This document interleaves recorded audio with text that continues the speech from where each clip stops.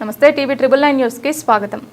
ఢిల్లీలో రాహుల్ గాంధీ శాంతియుతంగా నిరసన తెలుపుతున్న కాంగ్రెస్ అగ్రనేత రాహుల్ గాంధీని ఎత్తుకెళ్లి అరెస్ట్ చేశారు। అరెస్టును ఖండిస్తూ అశ్వాపురం మండల కేంద్రంలో కాంగ్రెస్ పార్టీ మండల అధ్యక్షుడు ఓరుగంటి రమేష్ బాబు ఆధ్వర్యంలో కాంగ్రెస్ శ్రేణులు నిరసన।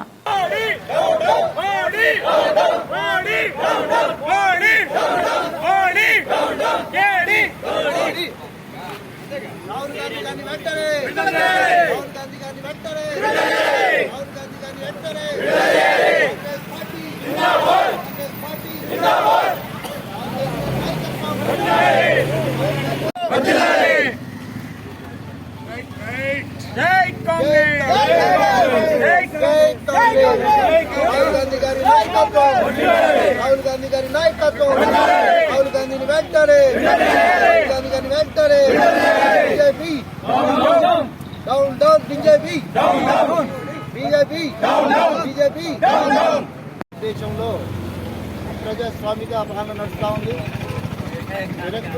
నిరంకుశంగా మరి యువకుల్ని లాఠీ చార్జీలు చేసి అసలు కలలు పలగొట్టడం అత్యంత హేయమైన చర్య।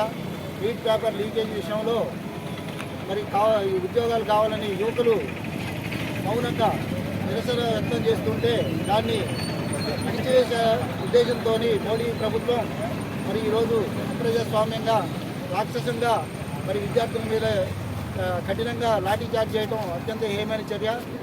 అలాగే దానికి మద్దతుగా రాహుల్ గాంధీ గారు ప్రశ్నిస్తే రాహుల్ గాంధీని అక్రమంగా అరెస్ట్ చేయడం అత్యంత హేయమైన చర్య। దీన్ని మేము కాంగ్రెస్ పార్టీ తరఫున ఖండిస్తూ ఉన్నాం।